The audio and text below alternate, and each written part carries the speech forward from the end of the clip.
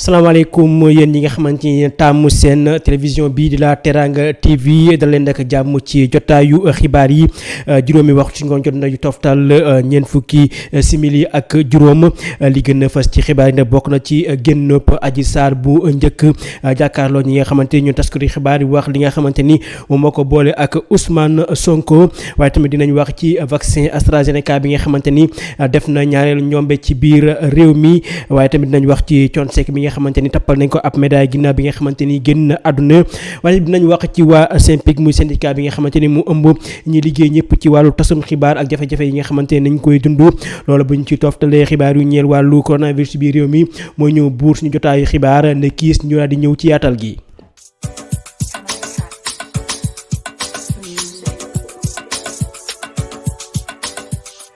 jërë ngeen jëf ci taamu ngeen taamu télévision la Teranga TV dañuy ubbee jotaayu xibaar yi ak lu ñeel wàllu Adji Sarr mi nga xamante ni démb génnam bu njëkk ci li nga xamante ni moom moo ñeel wàllu li ko boole ak Ousmane Sonko démb nag wax na lu toll ci waxtu ak lu tegal ci li nga xamante ni loolu la demee ak li nga xamante ni moo ko boole ak kii di Ousmane Sonko mu daal di biral ne kii di Ousmane Sonko sàkku na ko nag li mu wax ci biir ay kàddoom nag nee na kii di Ousmane Sonko bu fekkee waat na ci Kambir ne li nga xamante ni ñi ngi koy toppee kii di Ousmane Sonko defu ko dinaa di retirer li nga xamante ni mooy printam loolu nga xamante ni nag moom mooy génn bu njëkk nag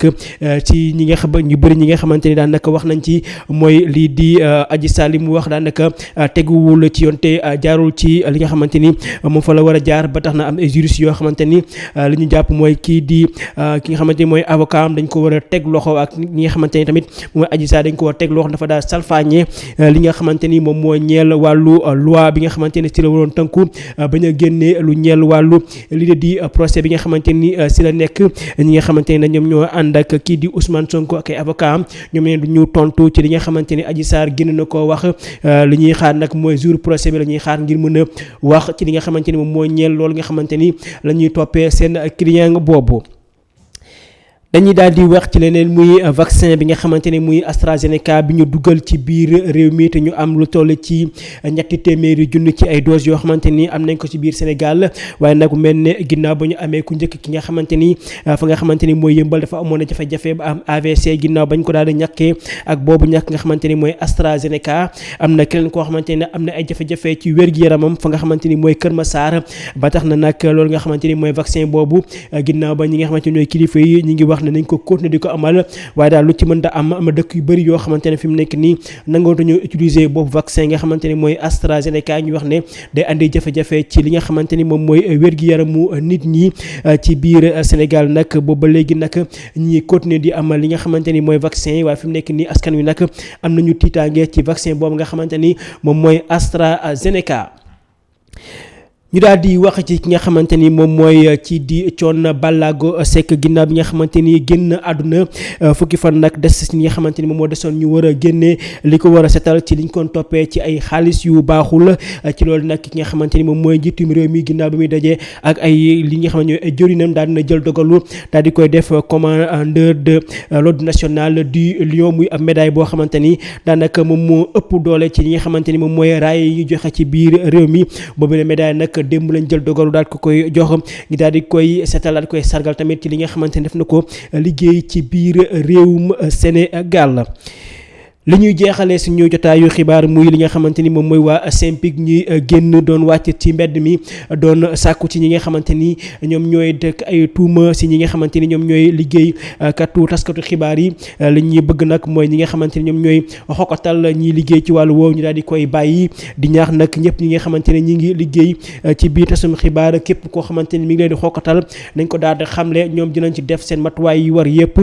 ginnaaw ci loolu nag ñi nga xamante ni ñooy Walfadjri nag ginnaaw ba ñu daal di daggee seen signal ak ñi nga xamante ni ñooy seen TV ñu boole noonu yëpp dañoo bëgg a xoqatal ñi nga xamante ni ñoom ñooy liggéey ci wàllum tasum xibaar ba tax na ñi nga xamante ni moom mooy Bamba Sall daal di jiite boobule kuréel nag daal dina wax ne nag képp koo xamante ne daal gis ngeen ne dañ lay xoqatal jëmle ko ci li nga xamante ni mooy sa liggéey muy tasum xibaar na nga ko daal di yëgle ñoom dinañ jël seen matuwaay yëpp ngir jàppale la ba fi nga xamante ni moom la mbir mi war a yàmm. boobule xibaar mooy ñëw buur suñu jotaayu xibaar yi di jaajëfal ñi nga xamante ni ñoom ñoo nekkoon ci li nga xamante ni moom mooy technique bi neskis ñu daal di ñëw ci li nga xamante ni moom mooy version ci kàllaamay nasaraan.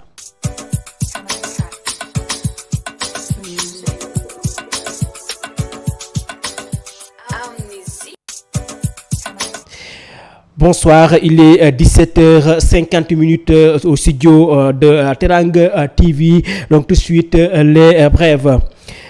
Au sommaire, l'affaire Adji Sarr qui a fait sa première sortie hier. Et après, nous allons parler aussi du vaccin AstraZeneca qui a fait une deuxième victime au Sénégal. Également, nous parlerons de Thione Seck qui a été élevé au commandeur du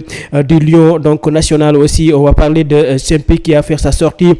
pour épauler les jeunes qui ont été donc intimidés dans leur travail. Et enfin, nous parlons aussi du coronavirus, sur la situation au Sénégal et tout de suite le développement.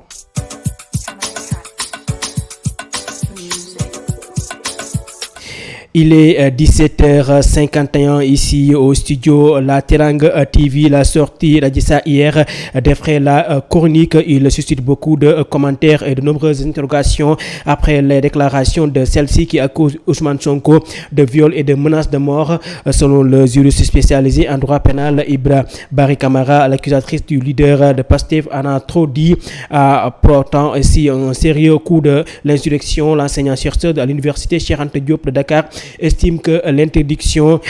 faite à Ousmane Sonko de parler publiquement doit être signifiée à Adji Sarr. Celle-ci pourrait donc être appelée à l'ordre, et les parties qui sont concernées par un dossier en cours qui est en instruction ne devraient pas s'empêcher à travers la presse. Et même si à propos de Sonko, le juge ne l'avait pas interdit expressément de faire état de ce dossier, en vérité c'est aussi tout à fait normal parce qu'une affaire en cours, on n'en parle pas. Tout ceci résulte de ce qu'on rappelle le secret d'insurrection. Donc des détails fournis par Adji Sarr, ni la morale ni le droit ne les acceptent, de l'avis de Ibra Barry Camara.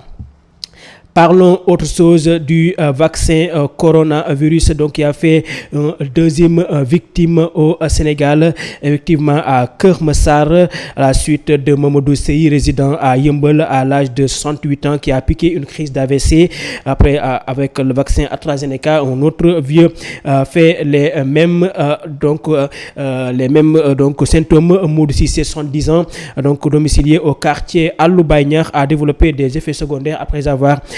été vacciné à l'AstraZeneca, renseigne l'Observateur. La source ajoute que le vieux est très mal au point depuis qu'il a reçu sa première dose le 12 mars dernier au centre de santé des Parcelles Assainies. Parlons autre chose de Thione Seck qui a été élevé donc au commandeur de l'ordre national du Lion après la rencontre entre le président et le président de la République et ses ministres ce mercredi. Donc à l'information qui a été donnée concernant cette information, Thione Ballago Seck, qui a été arraché brutalement à notre affection, informe le communiqué du Conseil des ministres. Thione Ballago Seck donc a été élevé donc à l'ordre national du Lion. Thione Seck fut l'un des plus grands musiciens de l'histoire du Sénégal, parolier, visionnaire et compositeur réputé. Il a toujours développé un style musical spécial, faisant de ses œuvres des références nationales et internationales. Le président de la République a informé le Conseil de sa décision de lui décerner à titre posthume la distinction du commandeur de l'ordre national du Lion. Passons à autre chose et parlons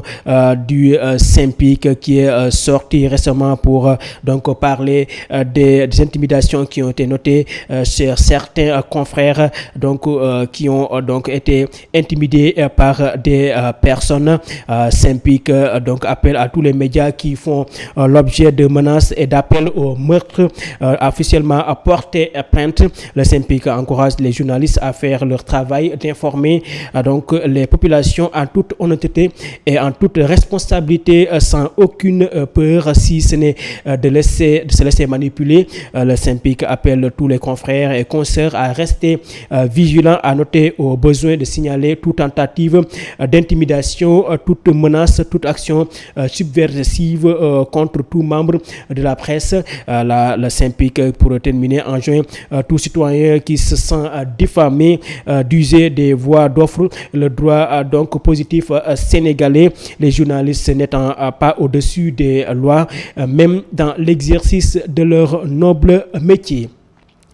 Cette information qui vient boucler donc ce flash d'information. Donc on remercie ceux qui étaient de l'autre côté de la baie vitrée, et nous remercions tous ceux qui suivent actuellement donc la Teranga TV dans ce flash d'information. Devant ce micro, Mor Fall, nous vous donnons donc rendez-vous demain dans une autre flash d'information, et bonjour à tous et à tous.